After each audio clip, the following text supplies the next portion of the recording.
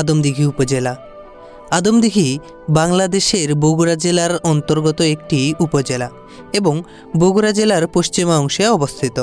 মাদুর শিল্পের জন্য এ উপজেলা প্রসিদ্ধ এবং এ উপজেলার নসরতপুর ইউনিয়নের শামিল বাজার তাঁত শিল্পের জন্য বিখ্যাত। এ উপজেলার নাম আদমদীঘি কিভাবে হলো সেটি আজকে জানব।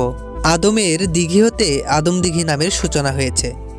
আদমদীঘি থানার পাশে আদম বাবা নামে এক সুফি সাধকের মাজার আছে এবং সে মাজারের উত্তর পাশে আছে একটি বড় পুকুর, যাকে আদম বাবার দিঘি বলা হয়।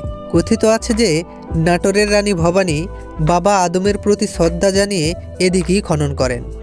তারপর থেকেই এই জায়গাটির নাম হয়ে ওঠে আদমদীঘি। 1821 সালে আদমদীঘি থানা গঠিত হয়। উপজেলায় পরিণত হয় 1983 সালের 14 সেপ্টেম্বর।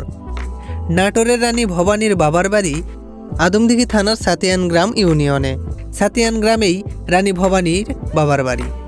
তাই এটি নিশ্চিত যে এই আদমদীঘির যে দিঘিটি আছে তা রানী ভবানী খনন করিয়েছেন। আর এখান থেকেই আমাদের আদমদীঘি থানার নামের সূচনা হয়েছে। আদমদীঘি উপজেলার আয়তন 6560 একর। আদমদীঘি উপজেলায় মোট 6টি ইউনিয়ন রয়েছে। 1 নম্বর আদমদীঘি ইউনিয়ন, 2 নম্বর কুন্দুগ্রাম ইউনিয়ন, 3 নম্বর চাপাপুর ইউনিয়ন, 4 নম্বর সাতিয়ান গ্রাম ইউনিয়ন, 5 নম্বর নসরতপুর ইউনিয়ন এবং 6 নম্বর সান্তাহার ইউনিয়ন। এই মোট 6টি ইউনিয়ন নিয়েই আদমদীঘি উপজেলা গঠিত। আদমদীঘি উপজেলায় মোট 7টি কলেজ রয়েছে।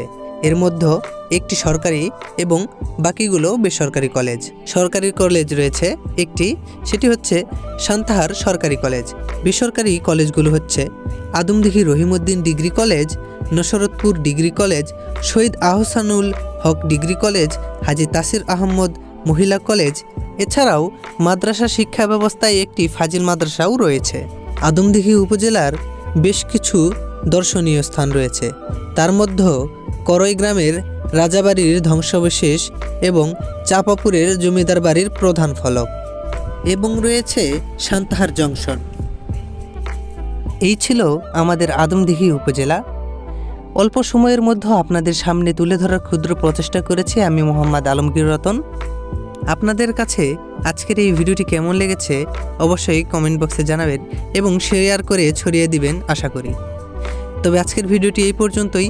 দেখা হচ্ছে পরবর্তী কোনো নতুন ভিডিওতে। সকলের সুস্বাস্থ্য কামনা করে আজকের ভিডিওটি এখানেই সমাপ্ত করতে যাচ্ছি। আল্লাহ হাফেজ।